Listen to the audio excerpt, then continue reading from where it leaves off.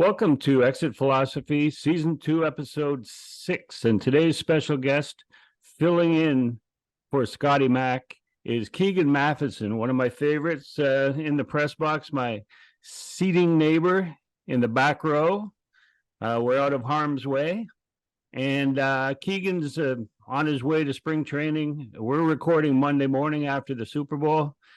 He's on his way to spring training tomorrow. And Keegan, like Super Bowl usually marks the beginning of the baseball season. It did when I was covering, and even now with griffthepitch.com. But Alan Ryan, who covered with me at the Star, used to say that when he landed in Tampa, got his rental car, and drove across the causeway, for him, that was the official start of baseball and of spring training. Is there a moment for you that marks that? I love that Alan was saying that. That's it for me. It's for people who have been to the Clearwater Dunedin area. You know that long causeway you drive across, and it's always so jarring for me. Like especially Griff. Now that I live downtown, I have a beautiful view of several condo construction projects here. So by the time I land in Florida and see palm trees in the water and drive across, I usually like to get myself a nice big rental, something unnecessary, and fly across that causeway. But man, oh man, it's snuck up on me this year. I don't know how it does every year, but I was thinking today too, Griff. This is year 6, 7, 8 for me. I'm pushing 1 year of my life in Florida. You must have 5, My God. 6 years of your life. It's depressing to think about. It's a beautiful place to be. I think when I tell friends I'm going to Florida, they picture Disney World and the beach. It's a lot of inland Florida instead, but I'll take it. I'll take it. Yeah, I remember the first season or two that you came down. You would drive yourself, and you'd arrive like Jed Clampett in Beverly Hills. You'd show up in your beat up car, and nobody knew where you were staying, but you'd be the first one at the park every morning. And I knew that you were going to make it big at that point. Yeah. Those driving trips must have been hell. I've done it twice, but Yeah, those are beautiful. That's back when I was on my own budget, which was a little lower. But there were probably some days I didn't even know where I was sleeping. My goodness, but a little nicer now. The lifestyle's a bit better, but I wouldn't call it good or healthy, but it's better than those old days. I remember that long drive. Every year I'd be trying to outrun a snowstorm leaving Toronto. I'd pull off in Virginia or somewhere that I could just tell was close to a NASCAR track. It was something. I could be anywhere. Yeah. Anyway, let's get started on some baseball stuff. We'll try and fill in for Scotty Mac. He's got some personal business to tend to, and he will be back next week. And thank you again, Keegan, for filling in. We look at the Blue Jays roster, since that's the primary focus of Exit Philosophy, and you've got the acquisitions of Justin Turner, Kevin Kiermaier re-signing, Isaiah Kiner-Falefa, and Yariel Rodriguez. Is this team, in your opinion, any better than it was last year, or is it what do they need to have happen? I mean, I've got an opinion. I'll let you know it suited up. But what do you think needs to happen for this team to be better than last year? I don't think they're better right now. Thankfully, they don't need to be better immediately. There's time if you need to force some optimism, but if you look even comparing to last year, Kevin Kiermaier replaces Kevin Kiermaier, but he was coming off a really good year. Can he do that again? We'll see. You have Justin Turner essentially replacing Brandon Belt. Maybe you get even value there. Kiner-Falefa fills a bit of a Merrifield Chapman hybrid. You have Rodriguez coming in, which is a bit of that Ryu Hicks value. You're not coming out on top anywhere there, I don't think. And I think the Blue Jays are betting so heavily on improvements. Unless something else happens, they're betting on Vladdy getting better. They're betting on Alejandro Kirk getting better. A lot of these young guys, they're betting on a Barger, a Martinez, or someone popping and being a new Davis Schneider.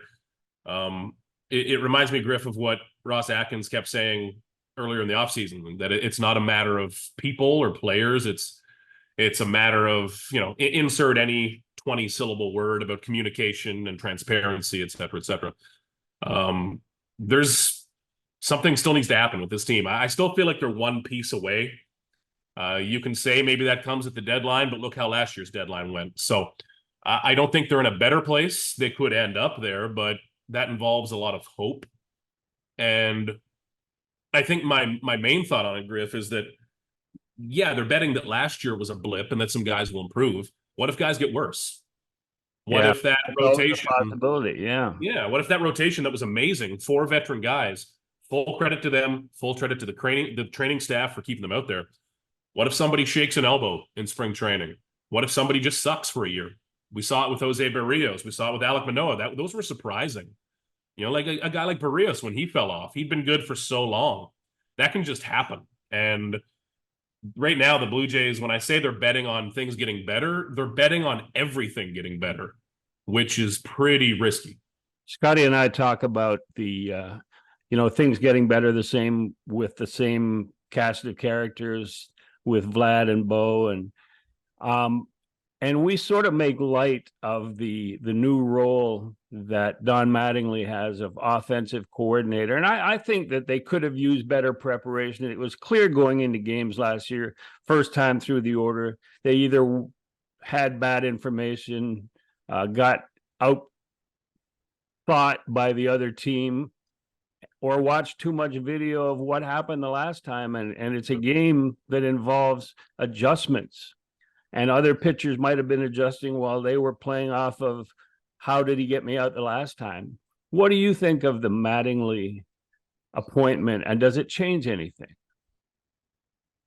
Ideally, this is part of the entire transparency and communication thing that Mark Shapiro talked about. I think Shapiro got to the heart of this better than Ross did, or more directly. Really?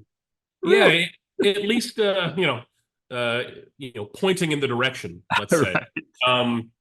And it's such a hard thing, because what does it mean? What does all this mean? And I really think if that we'll see after, I would say 40 games, if there's any improvement. If anything's different. Maybe, yeah. But the concept itself, is that something that you nodded your head and said, yeah, that makes sense, or let's try it, Yeah, I think they have to. And I really think, Griff, that one of the biggest areas to have an advantage in baseball right now, like you're not going to find the new money ball where you suddenly gain a mile on everybody. Teams are looking for inches and just to get a little bit further than the next guy. I think that so much of that is with people skills and actually communicating what this information means and why a player should care. The Blue Jays have been trying to figure out who that middleman will be for years. And I think that's the sweet spot, figuring out how to explain, because take Vladdy, take Bo, take George Springer, take Davis Schneider, take a 17-year-old prospect coming up. All of them have different levels of knowledge and understanding. Some of them want it in different ways. One guy might say, give me everything. One guy might say, only give it to me if I ask for it. Some guys can have it explained in hard detail. Some guys just need the broad strokes. It's getting to each guy in a way that works for them. And maybe the Blue Jays are doing that. Yeah, that's one thing that too many teams in this day and age have subscribed to, is one size fits all. Yeah. And that's what you're talking about, is like, if this guy if Mattingly in his second year, or if the coaching staff in general can sort of adapt and say, hey, he needs it presented to him this way, and this guy needs it presented to him this way, rather than everybody just doing the same thing. And I agree with that for sure. Do you think Scott Boras and him having so many major clients left, because I've never seen a spring training this close with that many players, quality, high-priced players still out there, who at the end of the season were expected to sign either at the winter meetings or before the new year? Yeah, this sucks. I wish there was a way to fix that. I know that every winter meetings we talk about, what if there was a deadline? What if What if this looked a little bit more like other leagues where there's a big day where it all happens? There's a rush. That would be great. How the MLB offseason works, I don't like. It's the only sport where we draw out and have 1,000 half reports about guys talking and maybe having interest. In other sports, we hear about when a guy signs and it happens quickly. I prefer that so much. But with so many Boris clients and big names out there, you're looking at Chapman's, Bellinger's, those types. There's still some pitching available. It's the time of year where I hope that none of these guys have to settle for a pillow deal, or a 1 year quick reset deal. Yeah. I want to see players. When it comes to contracts, pro player. I want the player to get the money they deserve. And a lot of these guys, in terms of what they were projected at, and compare that to what they might end up making, I don't know. Boris seems to pull a rabbit out of the hat this time every year, and it wouldn't surprise me if he gets all of them big, long deals. But it's so drawn out and anticlimactic. I think it's something that makes the NBA such a great league, I think, and why fans love it is the transactions and the drama that comes along with it. We had some of that with Shohei Ohtani. That was it sucked how it ended. Nobody liked how it ended. I'm aware. If you're listening to this, you probably hated it. But it was fun for a few days. That was as close as baseball's gotten to that kind of NBA level high drama that people are talking about, instead of stuff that takes 5 months. It's just not fun. I think deadlines work wonders. And also, Scotty and I talked about the winter meetings and how they've changed over the years, and how nobody really has to go face to face. They used to have to go to the suites. I remember the winter meetings were in Atlanta one year, and it was a big atrium lobby. And so all the writers stood in the lobby and looked up to the different walkways. Yeah. And if you saw your group heading down the hall, you ask another writer, is that where your guy's suite is? Okay. And they would put two and two together, and there seemed to be pressure on the two teams who had gone to that meeting to actually do something. And now you never know who's seen, unless you're an insider, like on the inside with the agents feeding you stuff. You don't really know anything, even by being at the winter meetings, which is crazy. And I remember in Toronto, the winter meetings, there was a Friday. It was a full week at that point.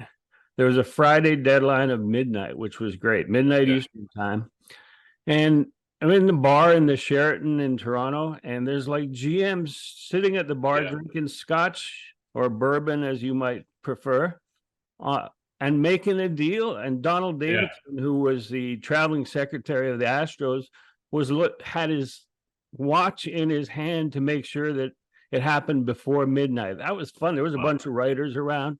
And, to me, that's what the winter meeting should be all about. Scotty talks about his love of the NFL and how they have 12 months schedules. So people are always talking about the National Football League. Yep. And that doesn't happen in baseball, and they should do a better job of that.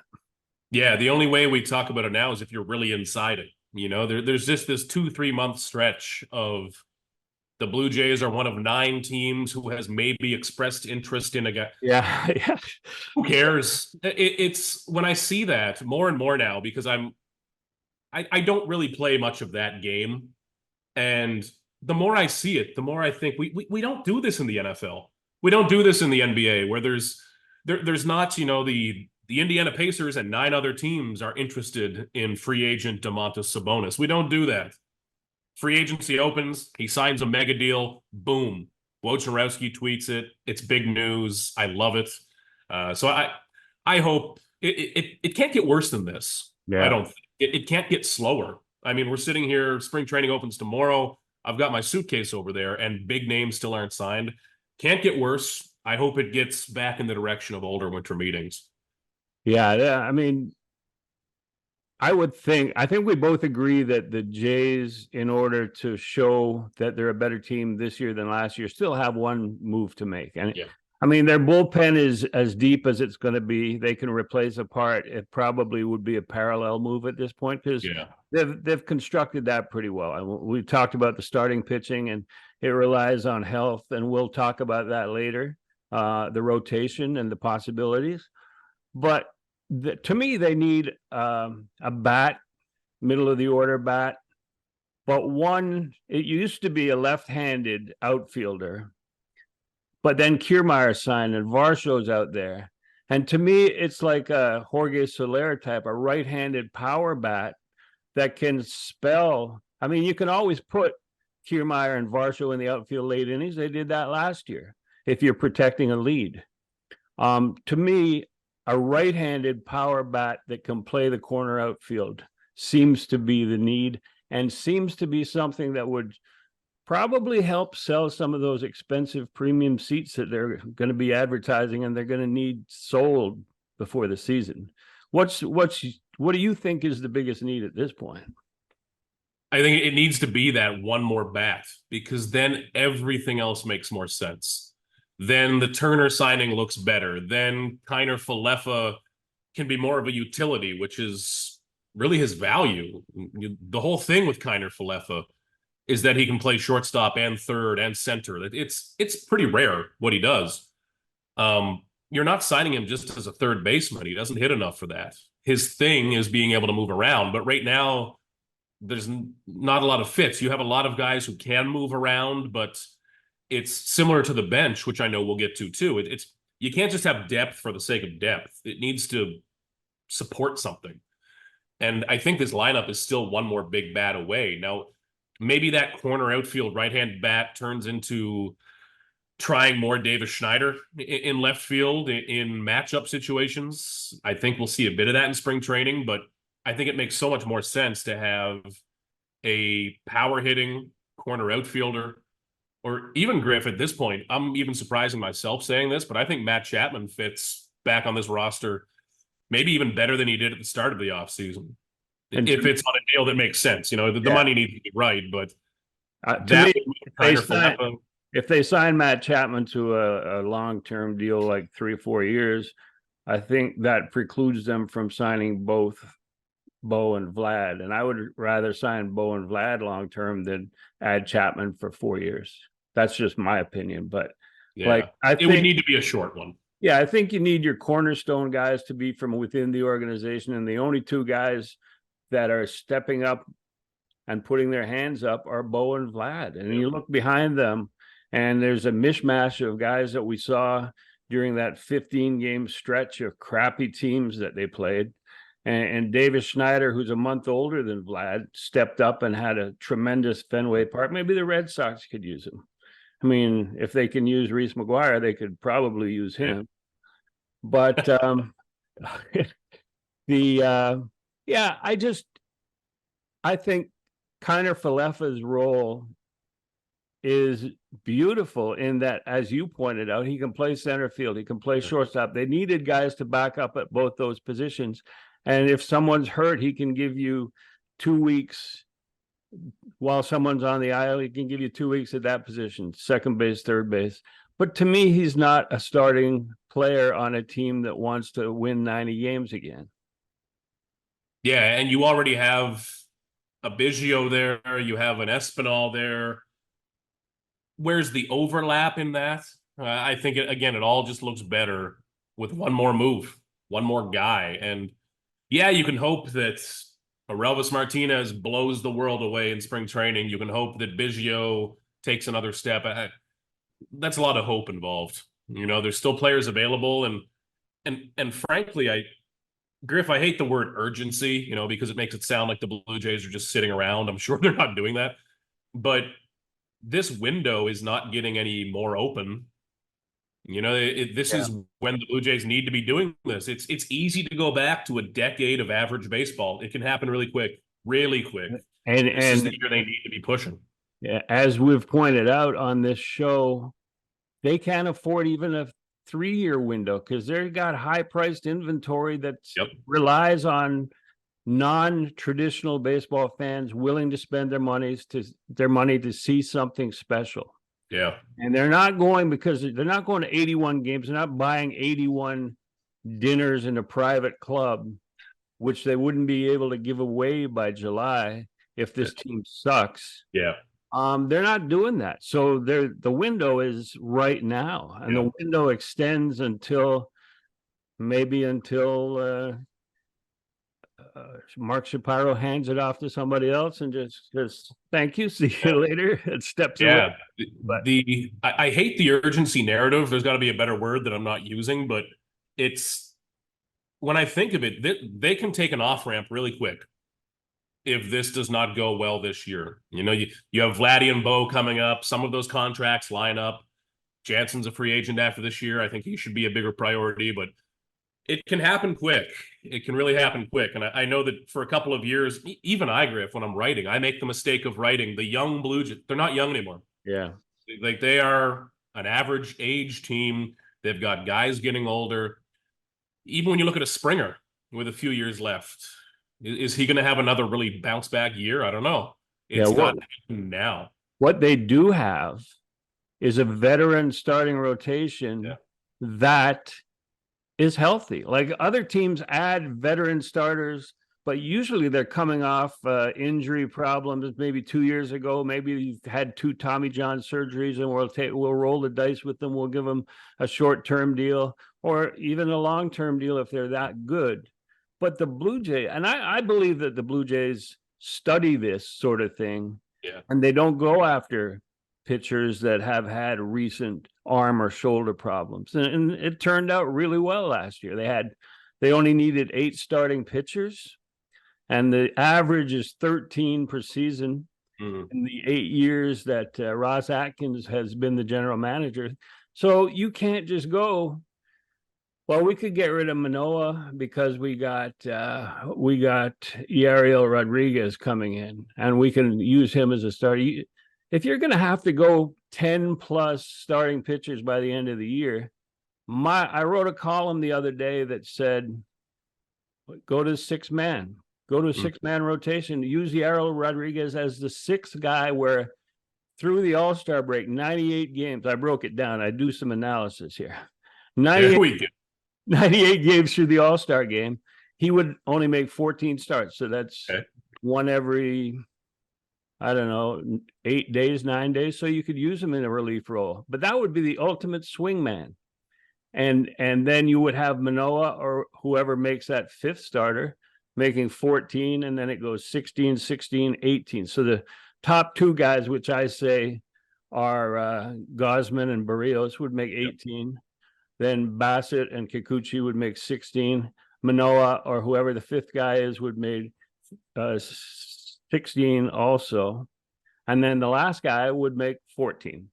And that would be the new guy. I mean, I saw some highlights, and he's got good stuff. I saw highlights. I didn't sort of make a note watching the World Baseball Classic, but Rodriguez started 2 games for Team Cuba. And, his stuff was inconsistent. Like they'd show a great slider at 91, and then they'd show a 96-mile-an-hour heater that he strikes somebody out on, and then Australia tonged him for like 3 straight line drives hits. What? He's not playing Australia. But yeah, so I mean, with the proposal that I had, there would be no need for any pitcher to pitch on with 4 days rest. Everything would be 5 days rest or more. It would allow you to have guys go deeper into games, 110 plus pitches, because they have an extra day. They know they got an extra day of rest and recuperation in between. And if there's an injury, if a guy gets nicked, you don't have to shuttle him in from Buffalo. He's there on the pitching staff. A guy who hasn't pitched in 5 days, you can just tell him you got the ball, you got the mound. It seems to be too logical to me. What do you think? Yeah, I'm so curious, Griff, to figure out what Rodriguez has been doing for the last year in terms of how much he's been able to pitch. It's easy for me to write 100 times. Rodriguez has not pitched professionally in about a year. He might need to build up. We don't really know what he was doing yet. Right. Was he maxing out and throwing on his own? How do the Blue Jays evaluate that? Do they treat it like he threw 100 innings last year while training? Do they treat it like he's building back up from zero? Because if he has some distance in him, like if he can really get stretched out and pitch through the year, and you don't need to manage his innings like you would a prospect, I do like him in that kind of swingman role to start the year.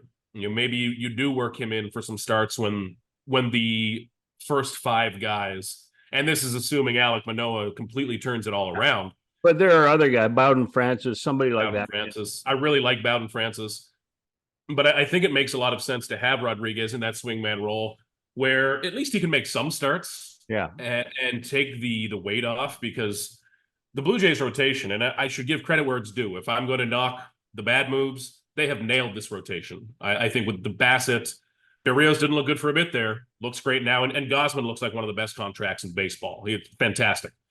So what those pitchers do, and the medical staff, and Griff, it's almost like every once in a while a light bulb comes on, and I figure out what all the buzzwords mean.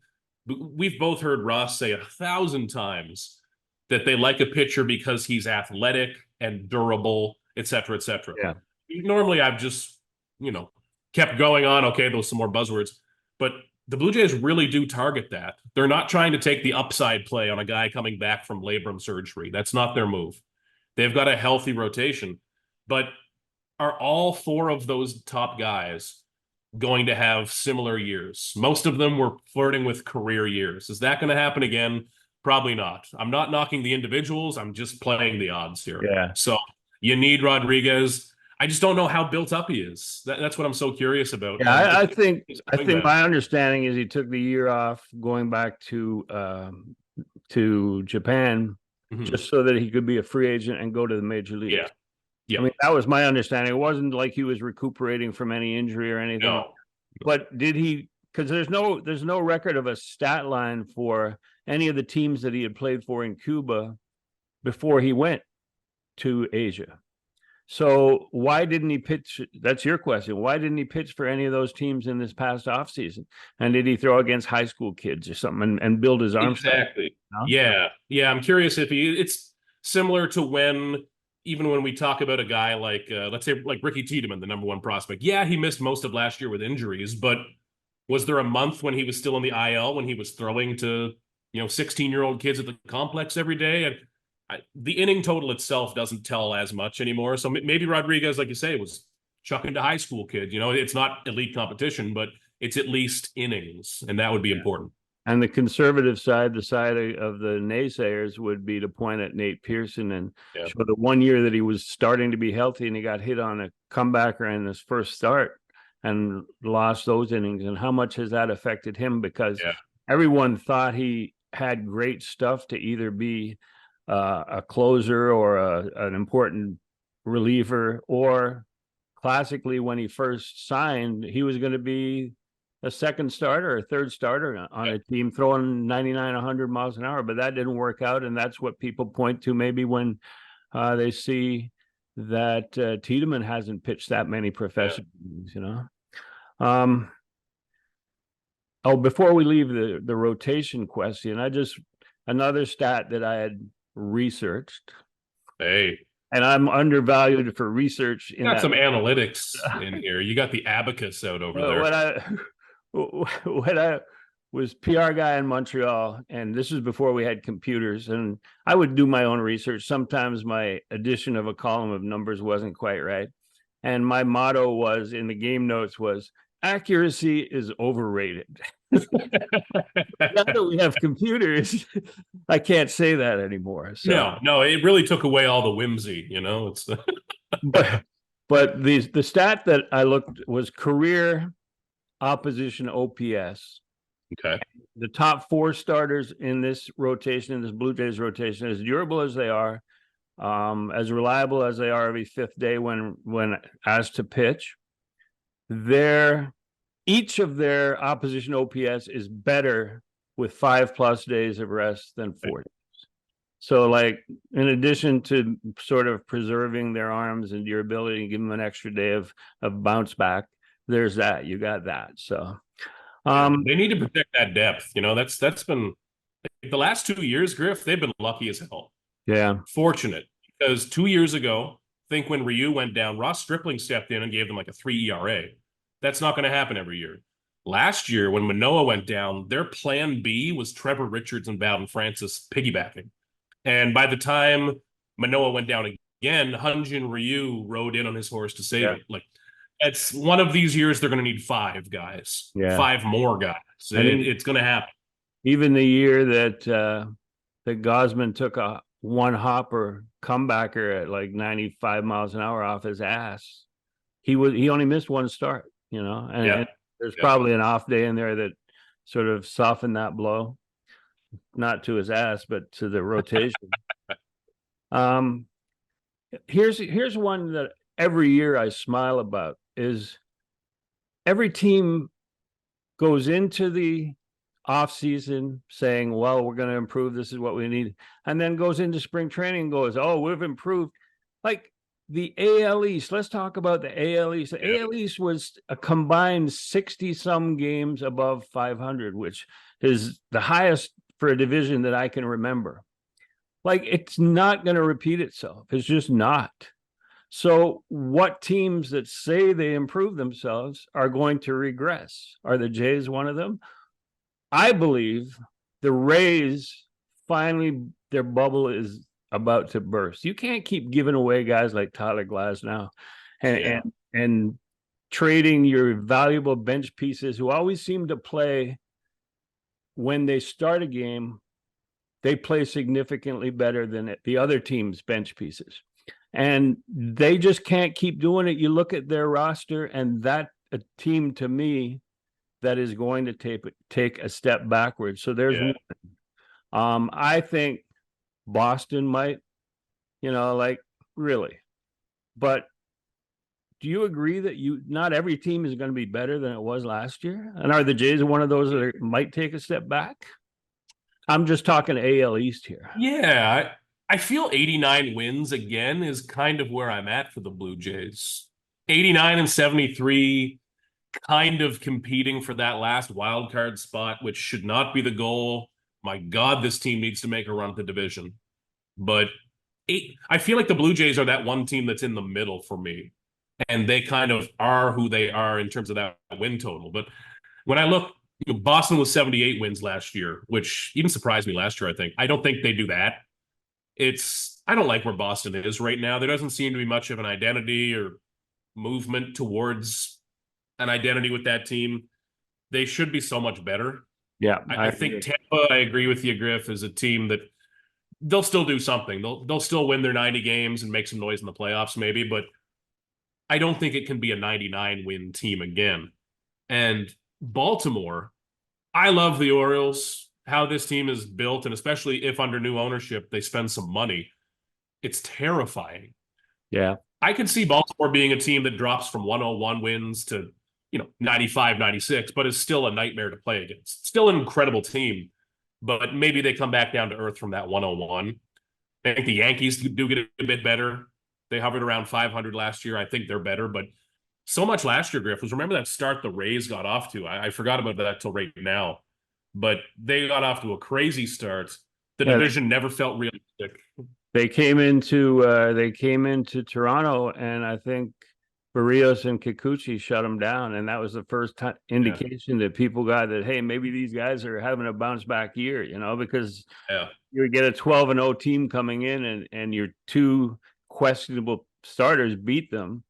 But the Rays did bounce back from that. They continued and they stayed strong, but it's just, you can't do that. They lost McClanahan for most of the year, I guess.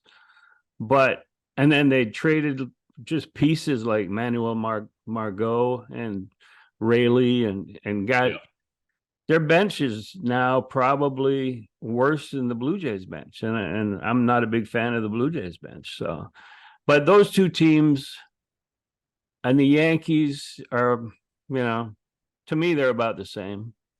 But it is a great division. There's no doubt about it. And then you look at would love to just have one little brother team to beat up on. Yeah. It used to be the Orioles, a team that you can go 10-2 against every single year. Yeah. Like there's just not that anymore. The Orioles came back. The Orioles put together a good team, and then every time they saw the Blue Jays, they went, we remember that they were 16-2 and yucking it up in their dugout against. There you go. Provides a little extra motivation. Couple more topics. One of them is your company, MLB.com, does lists of top players in baseball at every position, and they did top 10 relievers. And I know you didn't participate in putting that list together, and they left Jordan Romano off. There's not even a mention of also ran or honorable mention. Can you do anything about that when you call a head office? In my daily Zoom meeting with Rob Manfred, I will bring it up. Listen, we are a company that has me on payroll. We do not have a spotless track record of decisions, but man, I really do think Jordan Romano's underrated, and I'm very careful to say that about a player I cover, because I know I'm around them more than I'm around, a Phillies reliever. Like, I'm looking at this top 10 list here right now. Top 10 players right now, relief pitchers. At the bottom of that, number 9, Chris Martin with the Red Sox. Number 10, Jose Alvarado. Yeah, no, that's one I objected to Yeah. right there. Yeah, Alvarado, for example, coming off a fantastic year. But what impresses me most about a reliever is being able to be consistent, because relievers are the most unpredictable, up and down, all over the place position. But Jordan Romano has been fantastic since he got here, since he got to the big leagues. And I think, one of these years, I keep thinking maybe he's going to have a chance to take a run at the franchise saves record. He's got 36 and 36 the last 2 years. But Griff, when you look back at his ERAs, going back to that pandemic year, so this first one's only over a few innings, but you've got a 1.23, a 2.14, 2.11, and 2.90. Like, this guy is consistently every year one of the maybe fringe 10, 15 best relievers. It's not easy to have a pop-up year and climb the list, but doing it year after year is so much more impressive to me. That's why I think Romano should be on this list. And just such a consistent guy, a consistent pitcher, and really just such a perfect closer. This is an aesthetic thing. I love it when a closer has a little bit of that closer mentality. You see Romano stomping around and chugging Red Bull and spitting and shaking the cage. It all works for me. In the 4th inning, shadow. And I love it, Griff, because when we're on the road so for our listeners, when a reliever gets up in the bullpen, it's typically announced in the press box, now warming for the Phillies, number 54. On road trips, in the press box, they don't know how weird Jordan Romano is. It happens 10 times a season now. It'll be the 3rd inning, and they'll say, now warming for the Blue Jays. And I'll start to panic thinking, oh my God, did Kevin Gausman get hurt? Jordan Romano. And I'll have to call out and I'll say, no, that's not what's happening. Announce that he's not warming up. He's just, he's being weird. But getting back to the rankings, Jordan Romano, underrated. I really do believe that. I think that familiarity and being Canadian makes social media. Like, I get so much feedback about how he's not a good closer. They need somebody else. And it's always that. And there's 2 reasons, I think. One is he's Canadian and they worry about a nice kid from Markham or wherever he's from. And the other is that for 8 innings, these fans have been drinking heavily in the bars in the ballpark, and now they're going crazy. They got a 1-run lead, and Jordan Romano comes in, and there's no such thing as a perfect closer, and we've seen that. But if you do it 90% of the time, 95% of the time, and if your numbers are consistent, as you pointed out with Jordan Romano, there's no way he should not be on that top 10 list. He makes it interesting sometimes. Yeah, maybe it's where some people, Romano loves to allow 2 base runners and then shut it down. Maybe that's part of the optics of it all. But if I'm building a bullpen, there are not a lot of guys I want over Romano. The reliability year to year, and he's a guy too, Griff, where I should say I hope this guy gets paid. I hope Jordan Romano. It's a little tough for him because he is going through those later arbitration years, going into his early 30s. It's the realities for a reliever. I hope he gets that contract. eventually. It's on that fine line of you got to stay healthy, but I hope he gets his. In terms of relievers and the ultimate outcome, one of my favorite memories is the World Baseball Classic that was played at Rogers Center. Yeah. And they were playing Canada was playing Team USA. And I think I have the details right, but the big headline was that Philippe Aumont escapes bases loaded jam. He got a strikeout, a pop up, and a strikeout, and that was the headline. And they brought him into the interview area, and he was. But my memory is that he loaded the bases on like 2 walks and a single. Like, okay, if it was someone else's 3 base runners and he escapes, great, bring him into the interview area. But you load the bases and then escape. Somehow that's not quite the same, but no. And we do have some of those moments of, as you point out, getting himself in trouble with Jordan Romano.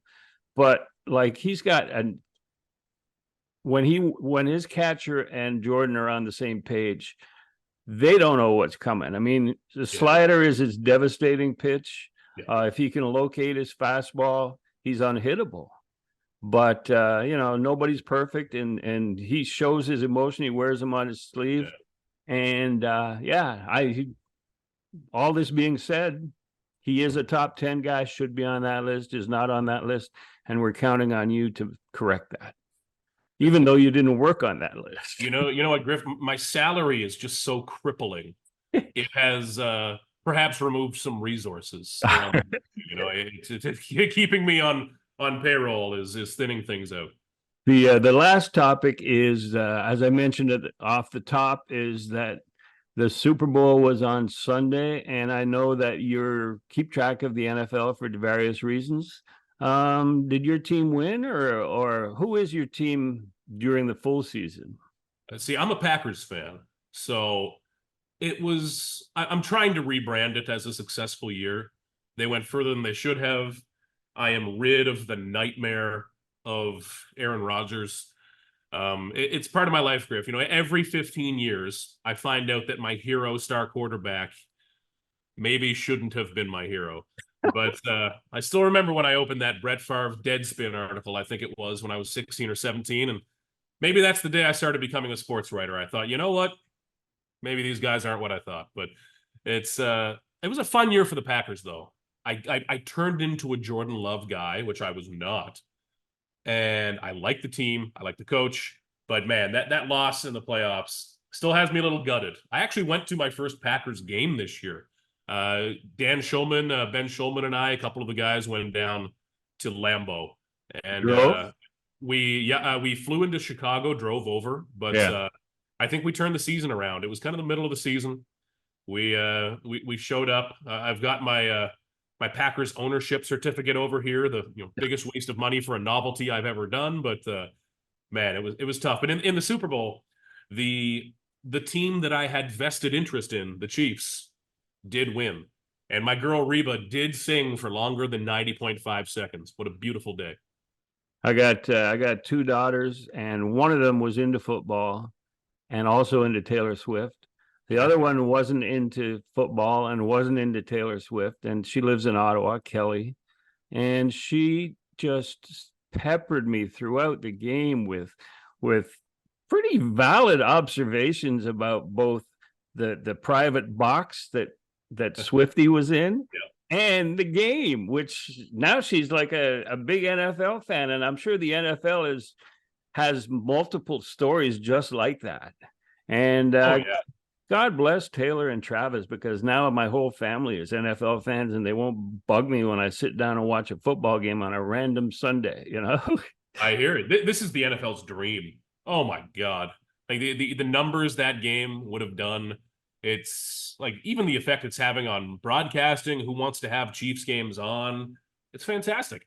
And it's also shutting up all the people who are upset that they're showing Taylor Swift for 2 seconds during their football games. So right. Believe it or not, the presence of a woman did not derail the Kansas City Chiefs Super Bowl run. It's shocking.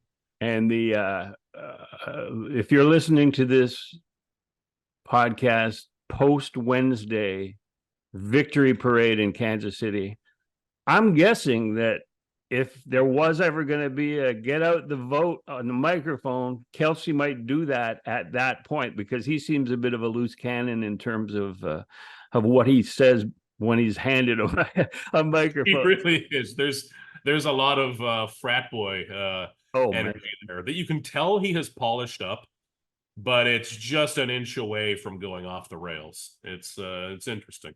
And his brother, who's older, is probably less mature in that regard. Yes, yeah. Anyway, another football season wrapped up, another baseball season beginning. Travel safely, and thank you so much for filling in for Scotty. Scotty will be back next week with our Exit Philosophy episode 7. So thanks, Keegan, and travel safely. You got it, Griff. My pleasure.